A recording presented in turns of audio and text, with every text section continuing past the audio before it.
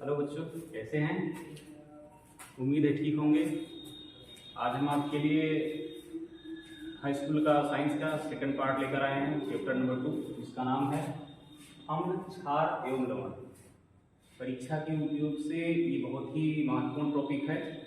आप इसको अपने सिलेबस में देख सकते हैं, या इसके अलावा अगर आप चाहेंगे कि ऐसे परीक्षाएं जो वनडे की होती हैं जिसमें साइंस के स्पेशली क्वेश्चन पूछे जाते हैं, उसमें से एक आध दो क्वेश्चन इसमें से आ जाता है। तो आज आपका टॉपिक है अम्ल, क्षार और लवण। आप इसको ध्यान से देखिएगा, एक दो बार रिपीट करके पढ़ लीजिएगा। वीडियो को ज़्यादा शेयर कीजिएगा, लाइक कीजिएगा और सब्सक्राइब कीजिएगा। आपको मालूम है कि संसार में बहुत सारे पदार्थ, तो पदार्थ को 3 टाइप से बांटा गया है, अम्ल, क्षार और लवण। अम्ल क्या होता है, आज हमारे वीडियो में इसी के बारे में चर्चा करेंगे। अम्ल किसे कहते हैं, उसको कैसे परिभाषित किया जाता है। बेसिकली आप जानते हैं अम्ल किसे कहते हैं। अम्ल वह पदार्थ होते हैं जो खट्टे होते हैं आमतौर पर, लेकिन हमारा जो सिस्टम होता है बताने का वो इतना ही क्लियर नहीं है कि जो चीज खट्टा है वो अम्ल है। बहुत सारे ऐसी चीजें हैं जो स्वाद में खट्टे नहीं होते हैं, फिर भी उनका जो गुण होता है, उनकी जो प्रॉपर्टी होती है वो अम्ल की होती है। चलिए हम आपको आज बताते हैं अम्ल की कितनी परिभाषाएं हैं। अम्ल की अमूमन 3 परिभाषाएं बताई जाती हैं। इसमें एक पुरानी परिभाषा है, उसके बाद आर्गेनियस की परिभाषा आता है, उसके बाद आता है अंत में ब्रांशड और लॉरी की परिभाषा। तो आज के टॉपिक में हम केवल अम्ल को कवर करेंगे और पुरानी परिभाषा के अनुसार जानते हैं अम्ल क्या होता है। देखिए अम्ल क्या है। अम्ल वह पदार्थ होते हैं, ये आपको पुरानी परिभाषा के आधार पर याद करना, इससे आपकी पहचान बढ़ जाती है। अम्ल वह पदार्थ होते हैं जो स्वाद में खट्टे होते हैं। पहली डेफिनेशन सबको याद रखनी है। अम्ल वह पदार्थ हैं जो स्वाद में पूरे तरीके से खट्टे होते हैं। अब जैसे आप आम खा लेते हैं, कच्चा आम, इमली हो गया है, दही हो गया है, ये सब कैसे स्वाद में होते हैं, ये सब खट्टे होते हैं। तो जिनका भी स्वाद खट्टा होगा वो किस श्रेणी में आते हैं, वो अम्ल की श्रेणी में आते हैं, उनको हम अम्ल कह सकते हैं। दूसरा, नीले लिटमस को लाल कर दे। जिस पदार्थ का जलीय विलयन नीले लिटमस को लाल कर देता है। लिटमस क्या होता है? लिटमस एक टाइप का पेपर होता है जो लाइकेन से बनाया जाता है। 2 कलर में आता है, एक रेड में एक ब्लू में। तो यहां पर देखना है, नीले लिटमस पेपर को जिस पदार्थ का जलीय विलयन लाल कर देता है उसको हम अम्ल कहते हैं। यानी नीले लिटमस को लाल करने वाला पदार्थ क्या है? अम्ल होता है। इसके बाद जो धातुओं को संक्षारित कर दे। संक्षारित का मतलब होता है जंग लगाना, सड़ाने का काम जो कर देता है। जैसे सिरका, आप जानते हैं सिरका स्वाद में खट्टा होता है। अगर सिरके में लोहे का कोई टुकड़ा डुबा करके निकाल के बाहर रख दो तो उसके ऊपर पीले या भूरे रंग की एक परत जमने लगती है। वो क्या है? वो जंग लगना है उसके ऊपर जंग की एक परत बनती चली जाती है और अंत में उछड़ जाता है। तो वही क्या होता है कि जो धातुओं को संक्षारित कर देता है, यानी इसमें सड़ाने की क्षमता होती है, संक्षारित करने की क्षमता होती है, उनको हम क्या कहेंगे? उनको हम अम्ल कहते हैं। तो जिनका पीएच मान 7 से कम होता है उनको हम अम्ल कहते हैं। और अगला है जो धातुओं से क्रिया करके H2 गैस उत्पन्न करता है। मतलब जैसे सिरका है, सिरके में अगर सोडियम का टुकड़ा डाल दिया जाए तो क्या होगा? वहां से एक गैस निकलती है, H2 गैस निकलती है। वो H2 गैस क्या होता है? वो बताता है कि उसमें क्या डाला गया है, धातु डाला गया है। कोई भी आप डालते हैं जो कम क्रियाशील है, उनके बारे में नहीं कहेंगे, लेकिन जो ज्यादा क्रियाशील धातुएं हैं अगर उनको सिरके जैसे किसी अम्ल में डालेंगे तो वहां से H2 गैस निकलना शुरू हो जाता है। अगला है कि जो अम्ल होते हैं विद्युत के सुचालक होते हैं। विद्युत के सुचालक का मतलब क्या है? जिसमें से धारा का प्रवाह आसानी से हो जाए उनको हम क्या कहेंगे? उनको हम कहेंगे सुचालक। तो अम्ल जो होते हैं वो विद्युत के सुचालक होते हैं। अभी आपको हम बताएंगे सुचालक क्यों होते हैं। आप इसको नोट कर लीजिएगा, आराम से वीडियो को पॉज करके इसके गुणों को बकायदे 2-3 बार पढ़ लीजिएगा, आपको याद हो जाएगा। पुरानी परिभाषा चलें इसके बाद हम बात करेंगे नई परिभाषा। अब नई परिभाषा में जो आता है पहला नाम आता है वो है ब्रॉन्स्टेड लॉरी का और आर्हीनियस का। ये दो परिभाषाएं हैं, हमको इसमें से क्रम से एक एक परिभाषा को देखना है। सबसे पहले हम देखेंगे आर्हीनियस परिभाषा।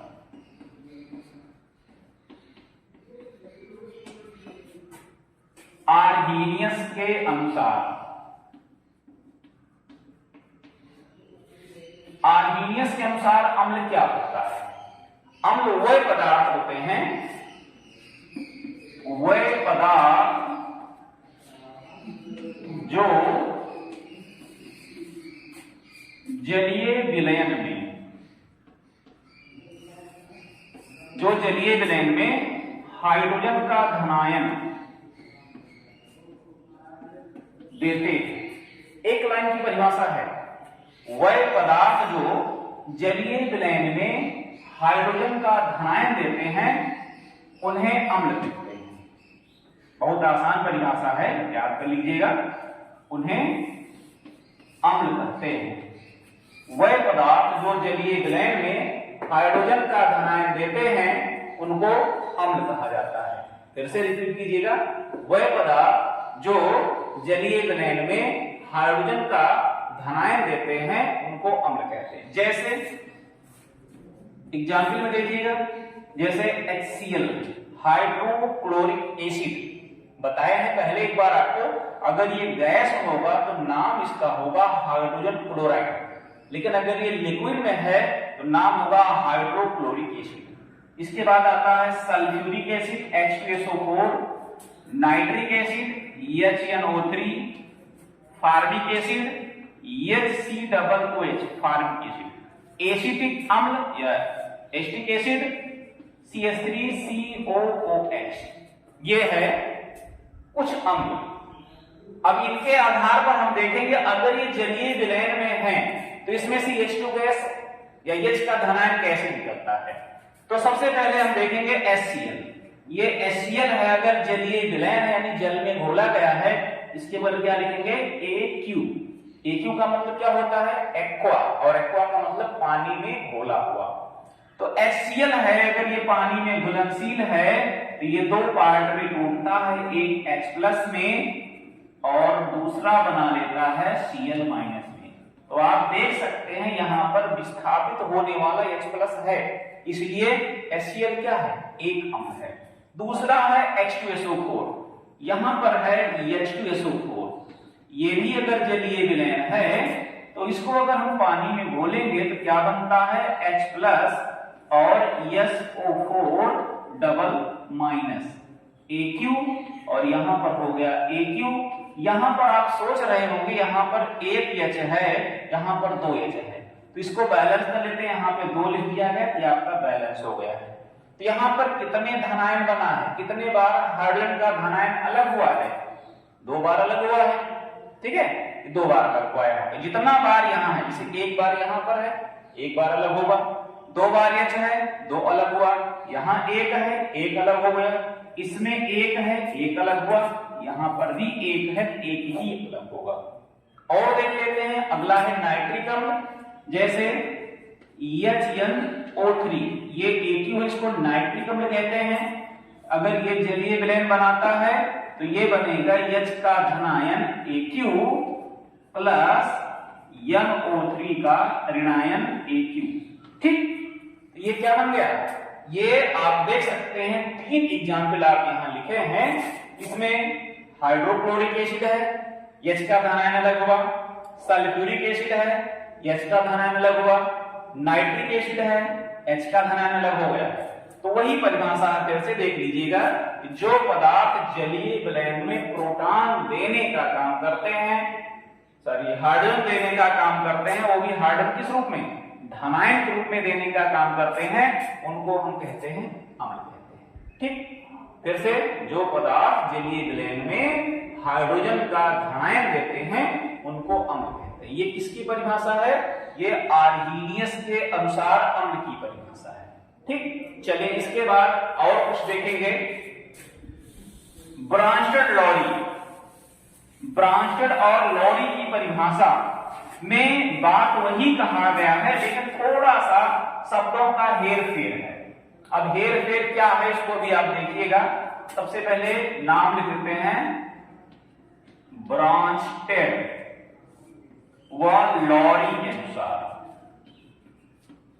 ब्रांचेड व लॉरी के अनुसार अम्ल वह पदार्थ होते हैं या वह पदार्थ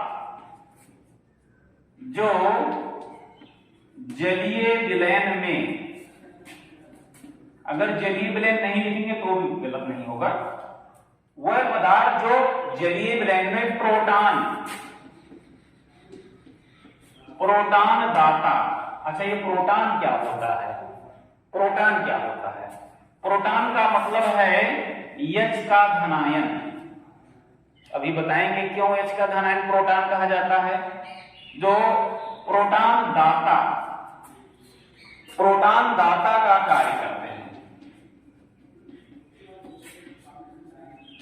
जो प्रोटॉन दाता का कार्य करते हैं उन्हें अम्ल कहते हैं। जो पदार्थ प्रोटॉन दाता का कार्य करते हैं उनको हम अम्ल कहते हैं। बात करेंगे, यहां H+ लिखा गया है, इसके पहले वाले आर्गेनियस की परिभाषा में भी H+ लिखा गया था, लेकिन वहां पे हमने उसको क्या कहा? हमने उसको कहा हाइड्रोजन का धनायन। यहां क्या कहेंगे? यहां पर इसको कहा जाता है प्रोटॉन। क्यों कहते हैं आप बेसिकली समझिए। जो ये हाइड्रोजन होता है 1H1, इसमें इलेक्ट्रॉन की संख्या 1 है, प्रोटॉन की संख्या 1 है और न्यूट्रॉन की संख्या कितना है? 0 है। कैसे निकालेंगे न्यूट्रॉन? इतने में से इतना घटा दीजिए। यहां जो ऊपर लिखा गया है द्रव्यमान संख्या में से परमाणु संख्या आप घटा दीजिए, तो जो बचेगा वो किसकी संख्या है? न्यूट्रॉन। तो 1 में से निकालेंगे कितना? क्या? 0। मतलब हाइड्रोजन एक ऐसा एकमात्र परमाणु है जिसमें न्यूट्रॉन नहीं होता है। चलिए अगली बात, इसको प्रोटॉन क्यों कहेंगे? हाइड्रोजन परमाणु में से एक इलेक्ट्रॉन को अगर निकाल दिया जाए तो आपको बताया गया है कि अगर किसी पदार्थ में से इलेक्ट्रॉन निकलता है तो वो धनायन बनाता है। तो वैसे यहां पर है, अगर हम इसमें से एक इलेक्ट्रॉन को निकाल देते हैं, इसमें से एक इलेक्ट्रॉन को निकाल देते हैं तो क्या बनता है? एक धनायन बनता है। एक धनायन, यह ऋण अलग हो गया। तो अभी जो यहाँ पे सिंबल बनाया गया था, इलेक्ट्रॉन निकाल दिया गया, कितना बचा? 0। प्रोटॉन में कितना बचा? 1। न्यूट्रॉन में कितना बचा? 0।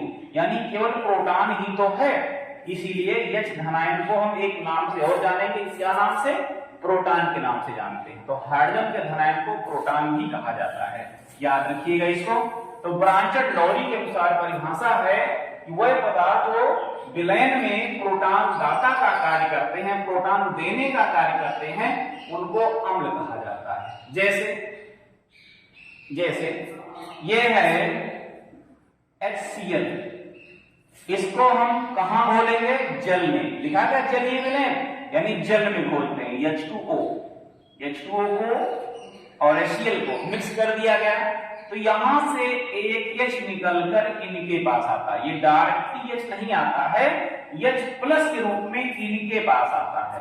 तो क्या बन गया? यहां पर कितना H हो गया? 2 यहां से था, 1 यहां से आ गया, 3। लेकिन हमने क्या बताया? ये प्लस के रूप में आएगा, यानी यहां पर एक धनायन लगा देंगे और इनके साथ क्या है? O।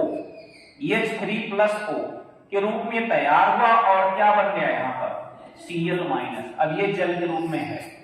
तो कौन देने का काम करता है? H+ देने का काम। देखो इसका मतलब क्या है? इसका मतलब है H2O प्लस H का धनायन।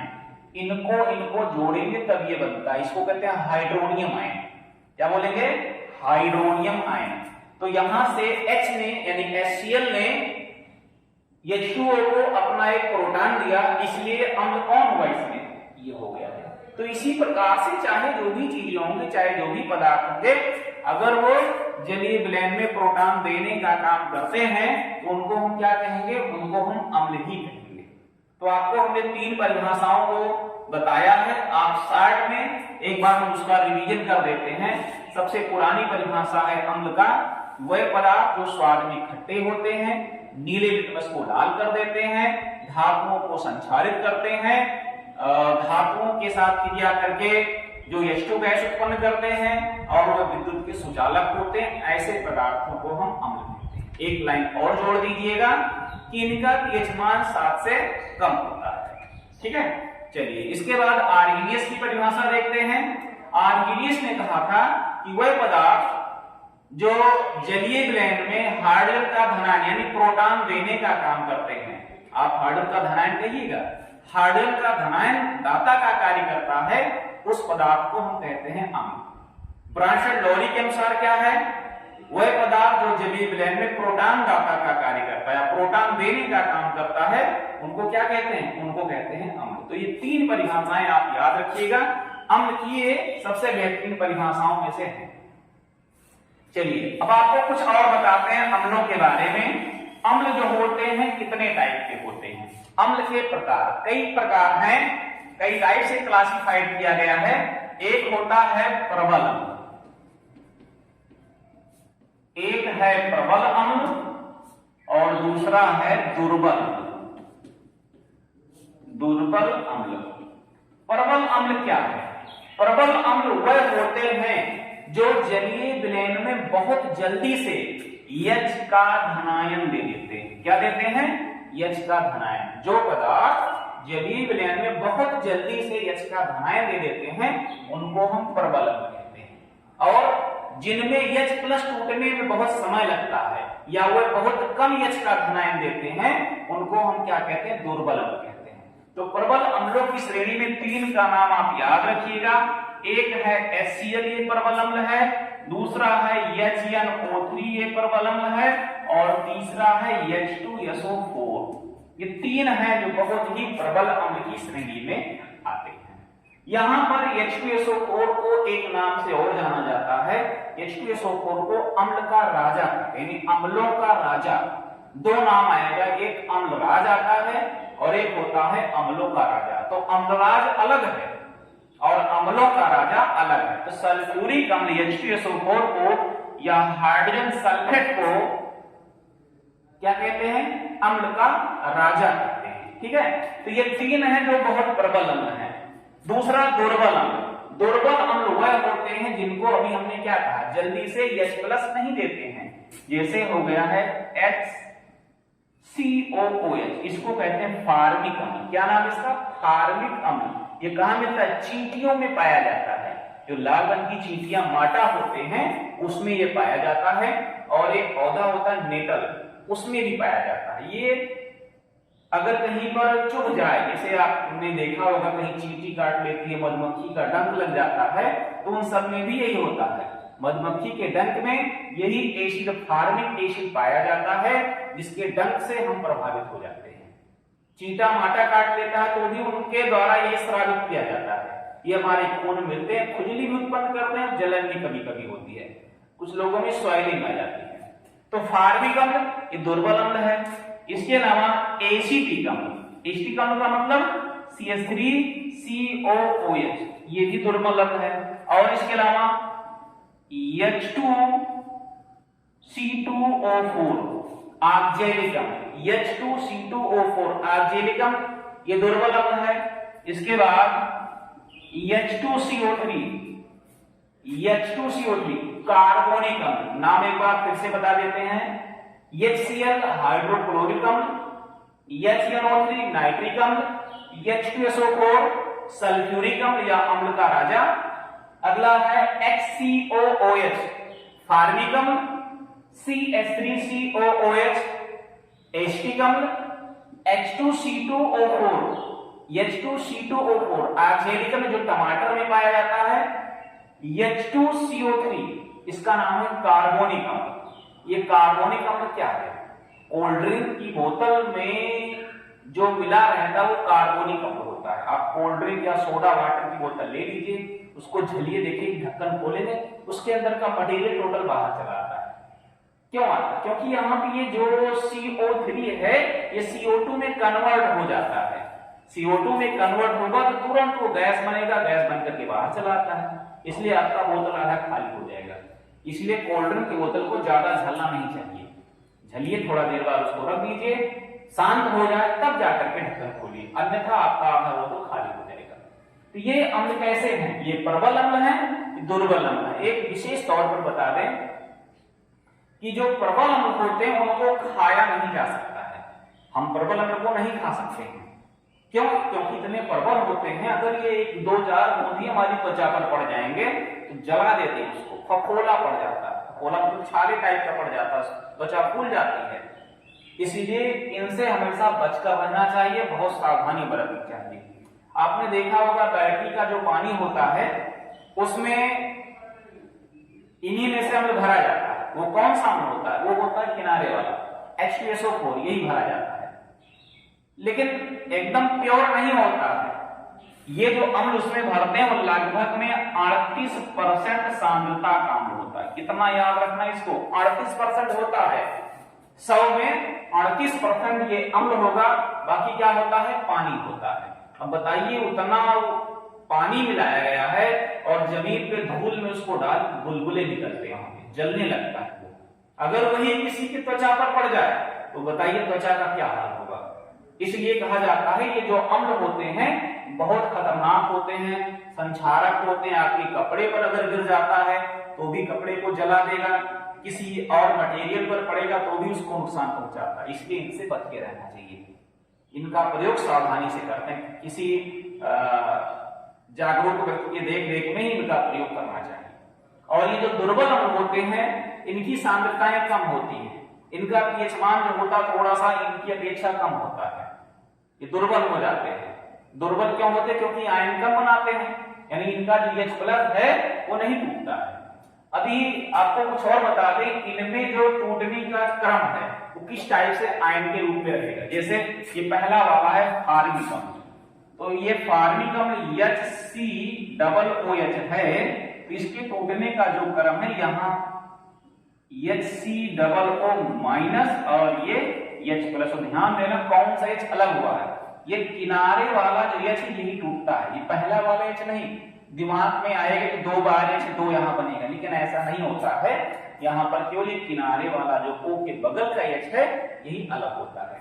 इसी प्रकार से जो सिरका है एस्टिक अम्ल है CH3COOH, यहाँ पर देखते हैं आप लोग COOH सेम है, तो कंडीशन वही बनेगा कि CH3COO- वाला पार्ट बनाएगा और H+ किनारे हो जाता है, किनारे वाला। H2CO4 में H2C2O4, अगर इसका ये आयन बनता है 2 बार H+ बनेगा और यहां पर हो जाएगा C2O4 C2O4 हो गया। अगला है कार्बोनिक अम्ल, इसमें H2CO3 यहां हो गया 2 बार H का धनायन और इसके बाद यहां हो गया CO3 का डबल-।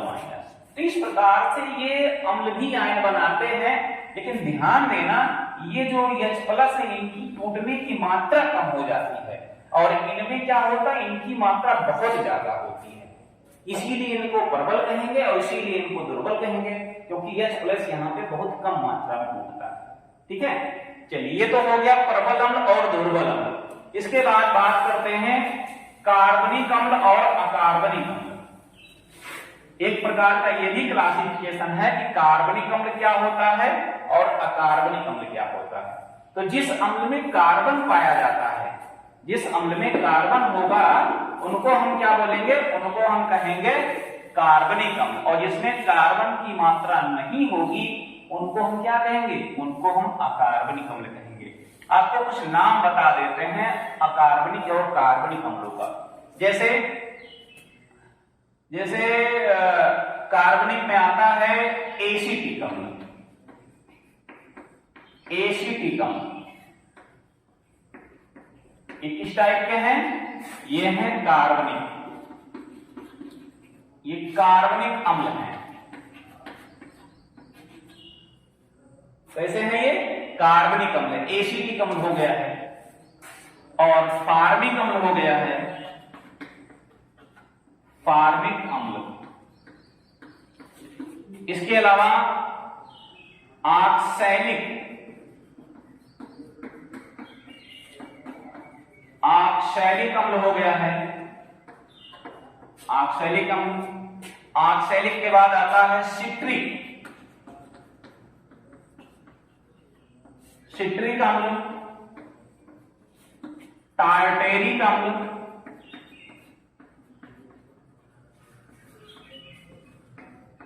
टार्टेरिक अम्ल हो गया, लैक्टिक अम्ल हो गया है,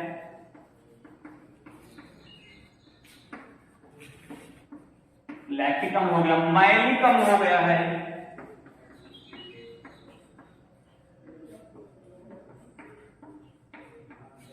मैलिक अम्ल हो गया है। इसके बाद आता है कार्बोनिक अम्ल,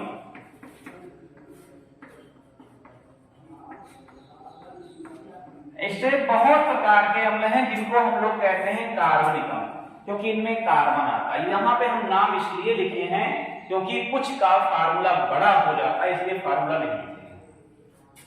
चलिए जानते हैं एस्टिक अम्ल कहां मिलता है, सिरके में मिलता है। अब आप लोग सोच रहे हैं कि सिरका और एस्टिक अम्ल एक ही है, जी नहीं, दोनों में अंतर है। जो सिरका होता है उसमें से मात्र 8 से 10% एसिटिक अम्ल होता है, बाकी सब पानी होता है, अशुद्धियां होती हैं। जो अम्ल शुद्ध होगा वो पानी के समान एकदम प्योर दिखाई पड़ेगा, एकदम रंगहीन दिखाई पड़ता है। लेकिन जिस अम्ल में अशुद्धियां मिली रहती हैं वो कैसा होता है, वो आपको रंगीन दिखाई पड़ेगा। जैसे सिरका आप देखे हैं तो सिरका रंगीन दिखाई पड़ता है, लेकिन अगर आप एसिटिक अम्ल शुद्ध देखेंगे एकदम पानी के समान शुद्ध होगा, वो क्लियर होगा। ठीक है, तो एसिटिक अम्ल कहां मिलता है, ये हमको सिरके में मिल जाता है। फार्मिक अम्ल कहां मिलता है, ये लाल चींटियों में पाया जाता है। जो हम बता रहे इसको ध्यान सुन लेना और नोट भी कर लेना। फिर से देखिएगा, एसिटिक अम्ल कहां मिलेगा, ये मिलता है कहां पर, सिरके में पाया जाता है। फार्मिक अम्ल कहां मिलता है, ये लाल चींटियों में और माटों में, साथ में नेटल होता है उसमें पाया जाता है। नेटल मतलब बर जाने, बर्रो, उसी में पाया जाता है, नेटल बोलते हैं उसको। आक्सैलिक अम्ल है, ये टमाटर में पाया जाने वाला अम्ल है। जो टमाटर खट्टा होता है इसी आक्सैलिक अम्ल के कारण होता है। अगला है सिट्रिक। सिट्रिक जैसे संतरा हो गया, नींबू हो गया, ऐसे फलों में ये पाया जाता है। ठीक है, सिट्रिक जो है ये संतरा और नींबू जैसे फलों में कौन सा अम्ल होता है, सिट्रिक अम्ल होता है। अगला है टार्टेरिक अम्ल।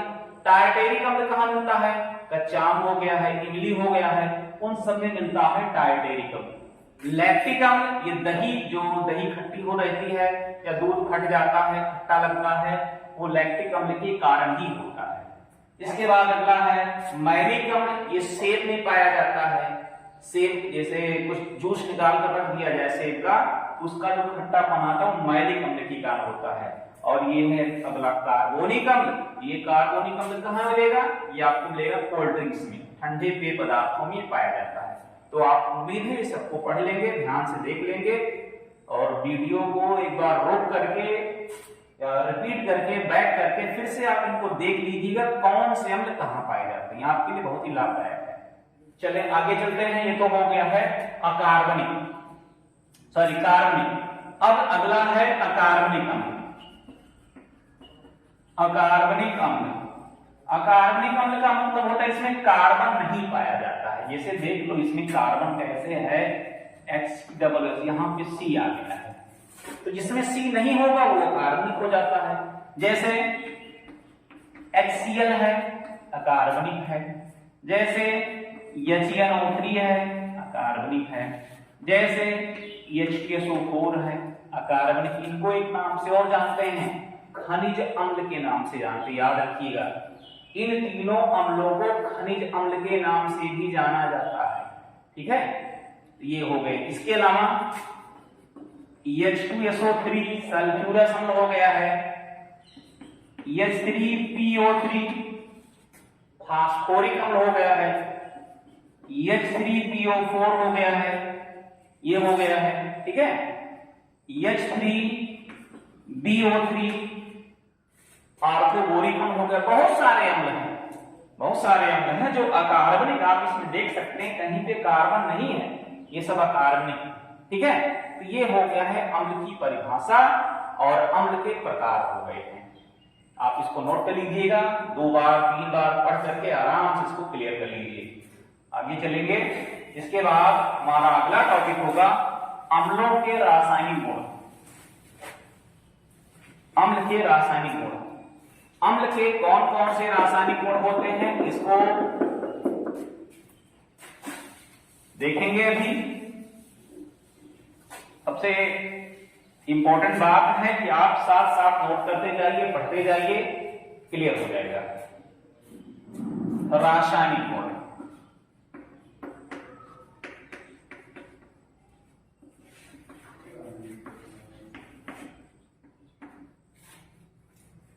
रासायनिक गुण।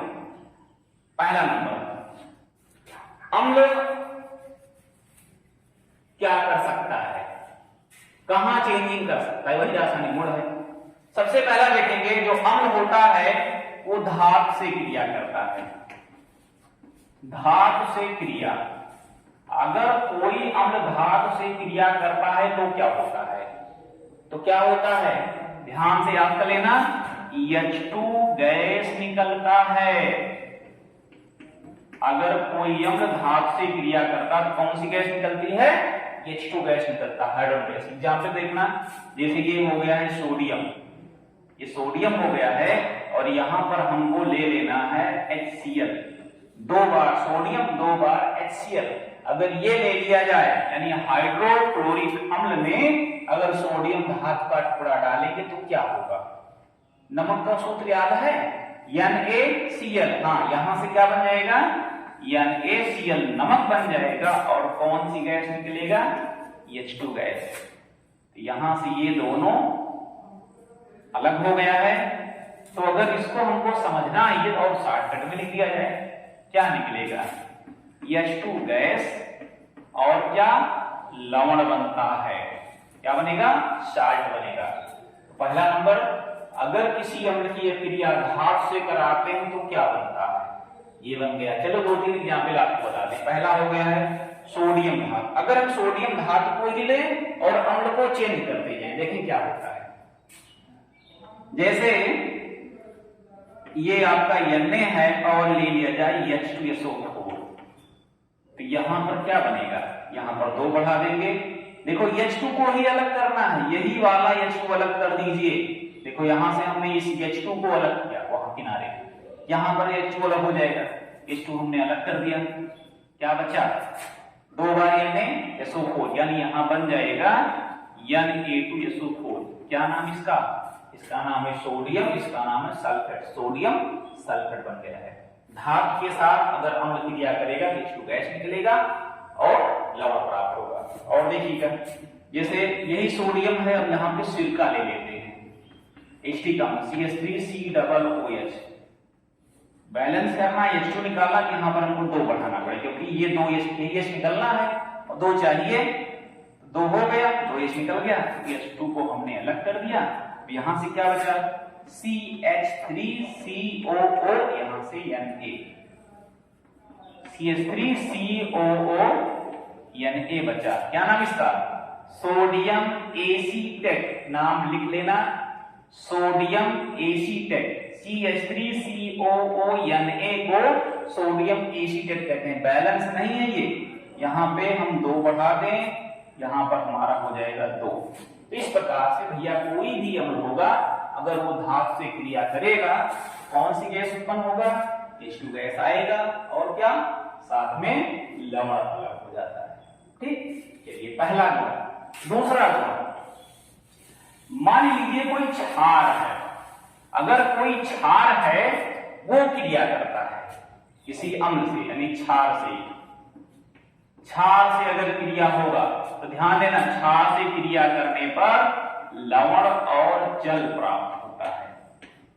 क्षार से अगर किसी अम्ल की क्रिया होती है तो क्या बनेगा, लवण और जल प्राप्त होता है और यह क्रिया कहलाती है उदासीनीकरण। इस क्रिया का नाम है उदासीनीकरण। परिभाषा कैसे अगर लिखना होगा, अम्ल और क्षार की परस्पर अभिक्रिया से लवण और जल का बनना। अम्ल और क्षार की अभिक्रिया से लवण और जल का बनना उदासीनीकरण कहलाता है। उदासीनीकरण में क्या होता है, वही साल्ट बनता, जैसे वहां H2 था, यहाँ पर H2O आ गया है, इतना अंतर आएगा। देखिएगा जैसे है, जैसे HCl है, ये अम्ल है, और यहां पर NaOH एक क्षार है, यहां से इतना ले लिया जाए, NaCl, यहां पर क्या होगा, HOH बराबर 2 बार H 1 बार OH2O, तो क्या बन गया है यहां पर, यहां बन गया है NaCl और H2O प्राप्त हो गया, लवण और जल प्राप्त हुआ है। इसी प्रकार से कुछ और देख लिया जाए, जैसे H2SO4 को ले लेते हैं, इसमें हम मिला देते हैं CaOH का ट्वाइस, ये भी क्षार है, जिनके साथ OH लगा होता है उनको क्षार कहते हैं, वो क्षार होते हैं। ठीक, तो यहां पर कैल्शियम का हाइड्रोक्साइड है, सल्फ्यूरिक अम्ल, यहां से ऐसे क्रिया होती है, CaSO4, क्या बचा H यानी OH और यहां H, तो बन गया यहां पर CaSO4 कैल्शियम सल्फेट और 2H2O। ठीक, उम्मीद है समझ में आ रहा होगा कि अम्ल और क्षार मिलाएंगे तो क्या होगा, धातु मिलाएंगे तब क्या होता है। ठीक, तो आज की वीडियो में बस इतना ही। एक दो बार वीडियो को पॉज करके देख लीजिएगा, रिएक्शन को कॉपी कर लीजिएगा, जो भी नोट्स बनाए हैं उसको भी 2 बार पढ़ लीजिएगा, आपको ये चैप्टर आसानी से याद हो जाएगा। आप हमारे विद्यालय के जितने भी चैनल हैं उनको सब्सक्राइब कीजिए, लाइक कीजिए और शेयर कीजिए। जय हिंद।